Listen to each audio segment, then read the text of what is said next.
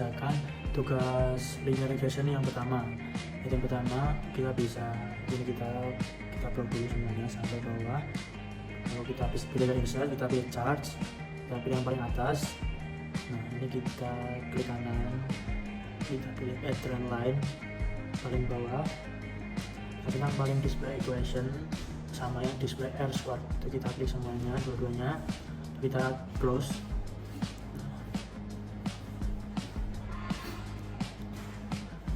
Ini bisa kita pindahkan ke bawah. Bisa pindah dulu, kita selesaikan dulu biar rapi. Nah, kita balik lagi. Kalau kita pilih output, kita masukkan rumus sama dengan line, kita masukkan rumus sama dengan kita pilih linus.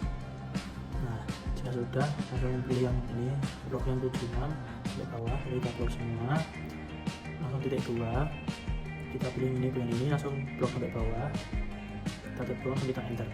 Nah ini kebanyakan hasilnya bisa kita decimalkan dulu, decimalkan sampai udah cukup.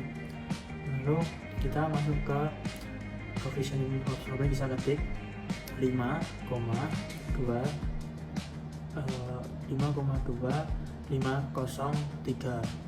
Lalu yang bagian bawah ini kita bisa 67, samain sama ini ya, sama bawah. Lalu 67,162. Setelah itu kita masuk ke sebelah 7 ini, kita pakai sama dengan, nah pakai yang ini, kita klik. Fokus dulu pakai sama dengan, kurung buka, kita pakai yang ini. Jangan lupa di Ctrl F4, lalu kita kunci, lalu kita pilih kalikan, itu bintang, kita kalikan dengan yang ini. Lanjut kita kurung tutup, lanjut kita tambah dengan yang ini. Kita Ctrl F4 dulu agar lalu kita enter. Sudah seperti ini, kita tarik ke bawah, tarik sampai bawah. Nah karena terlalu banyak, kita decimalkan juga harus sama seperti yang atasnya. Sekian, terima kasih.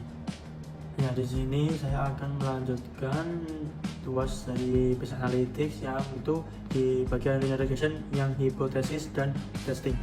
Hipotesis testing. Di sini ada grafelnya, ada gradual 1, kita matematika S2, dan orang X3 kemudian yaitu Y. Lanjut kita ke data analyze, kita buka bagian data, bagian analyze, kita pilih regression, ini kita oke. Nanti kita masukkan di datanya. Di sini kita masukkan di yang kebetulan ini masukkan kita ke bawah. Lalu input X kita dari radio sampai ikan koran bawah ini, kita klik OK. Nah udah oke, akan rapikan terlebih dahulu agar bisa dibaca. Kita rapikan dulu satu persatu.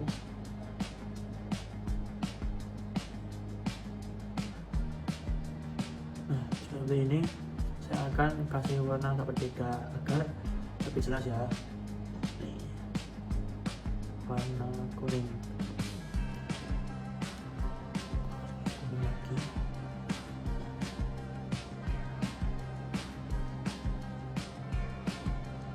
Di sini bagian R square antara nilainya 0,05705.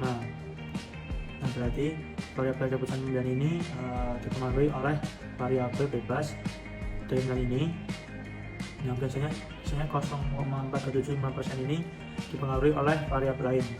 Nah lanjut kita ke bagian bagian signifikan.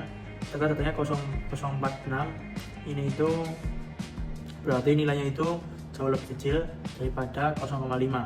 Jadi 0,4 dibanding 0,5. Dapat disimpulkan bahwa variabel X1 pada 3 dia variabel 1 3 ini sangat berpengaruh dan sangat signifikan terhadap variabel signifikan konsumen.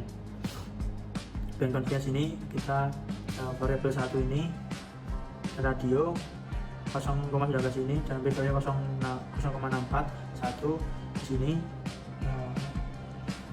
Radio ini mempunyai segini, karena pembeliannya B-nya ini sebesar kios ini 0,5.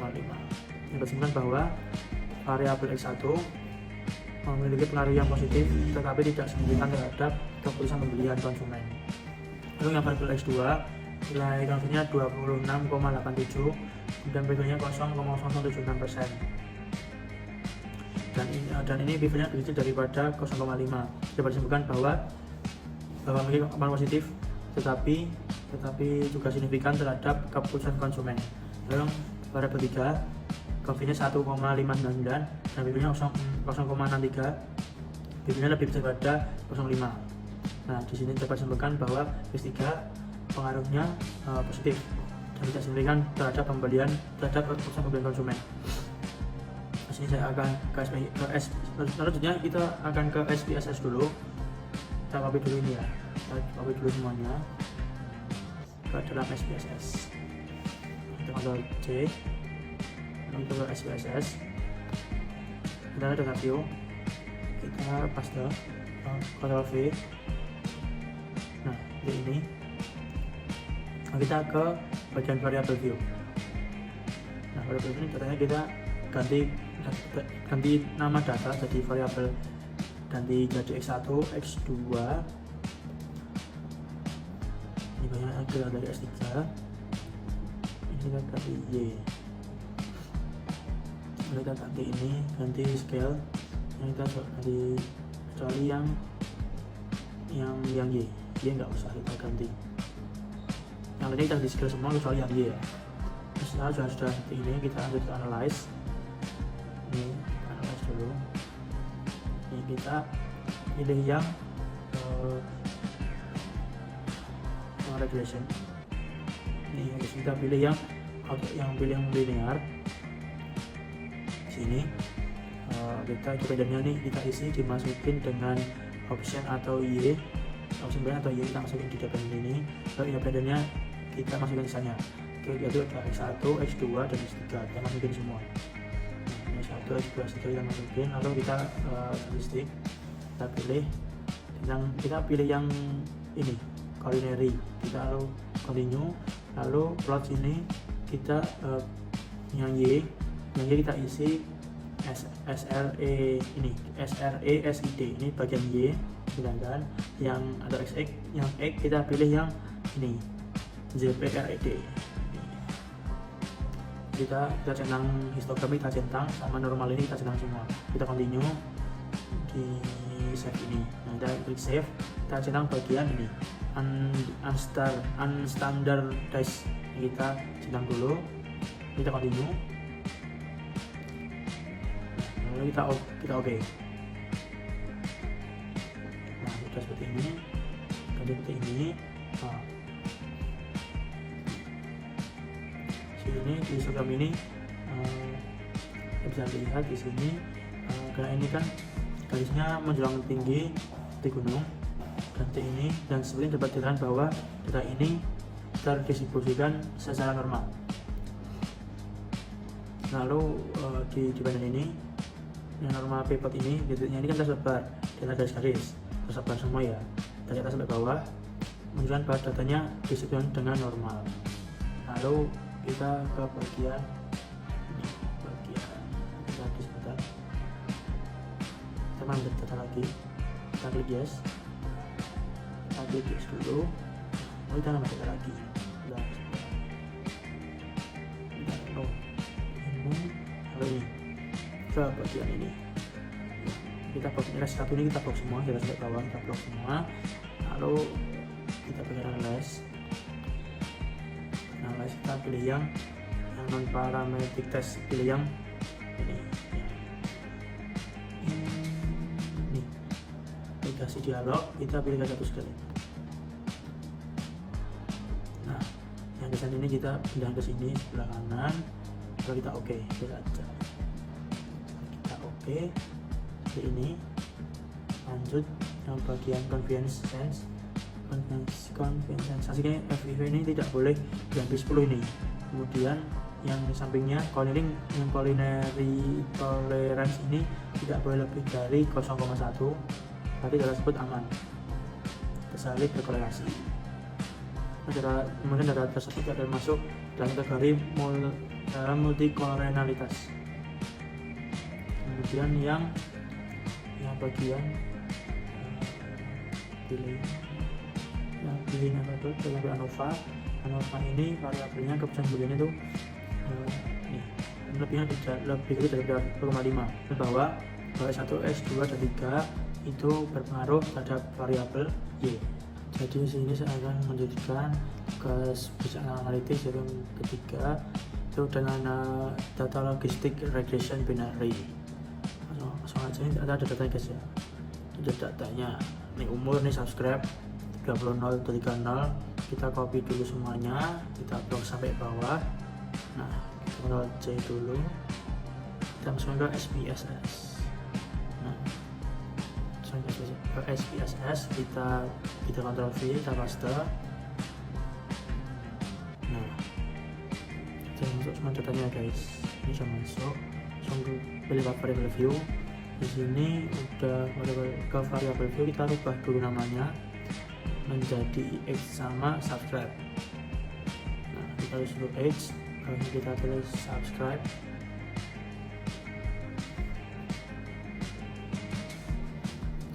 Di desimal kita kasih 0 dulu dua-duanya. Nah, lalu itu misalnya kita bikin yang scale buat ganti dengan nominal. Lalu ini value kita 3, kita ganti ke add. Ini kita tulis 0, yang labelnya 0 subscribe. Kita add ini 2 1 yang labelnya subscribe.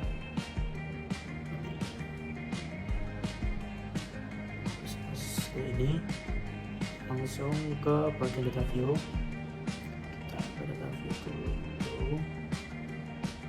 Nah, lanjut ke bagian analyze. Bagian analyze kita regression, kita pilih yang binary logistik. Nah, karena sesuai dengan judul ya. Lalu yang bagian dependent ini kita isi dengan subscribe, yang bagian ke varietas ini dengan edge.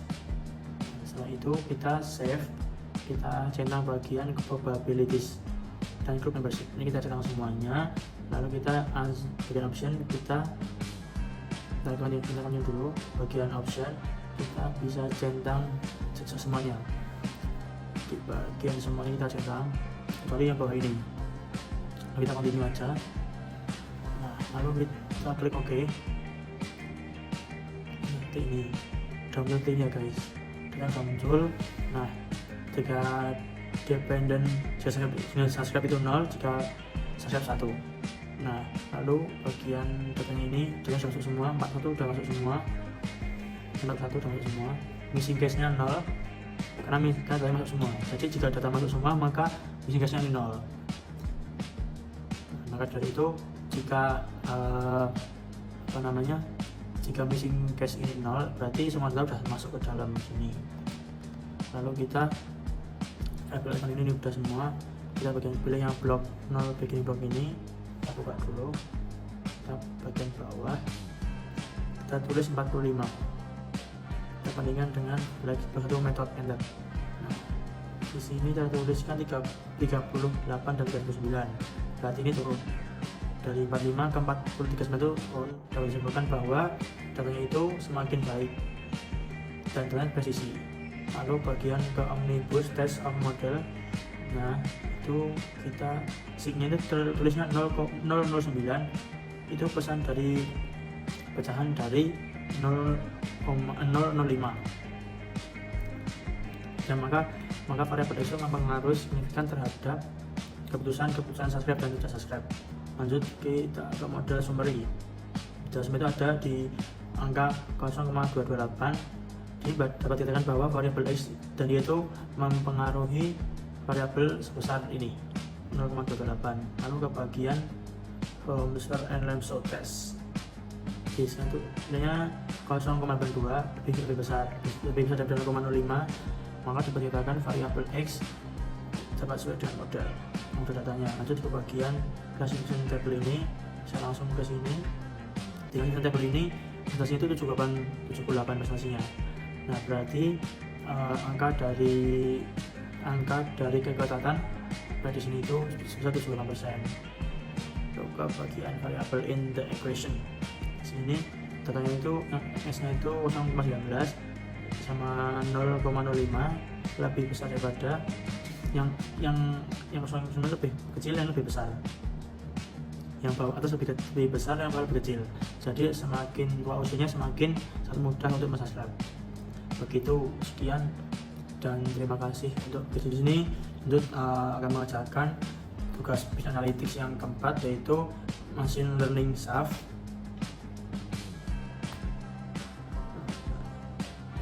Langsung saja hanya udah buat datanya di SPSS ya. Lalu kita pilih yang kita pilih satu yang nih, pilih yang neural network ini, pilih yang multiplayer ini. Kita klik dulu. Nah bagian definite variable ini kita isi dari dengan nih skor kinerja karyawan, kita masukkan ke definite variable. Nah yang covariates ini kita isi semuanya ini, kita sisanya ini masukkan semua, sisa dari tadi itu kita masukkan semua ke covariates ini, kita masukin satu persatu. Kita masukin dulu.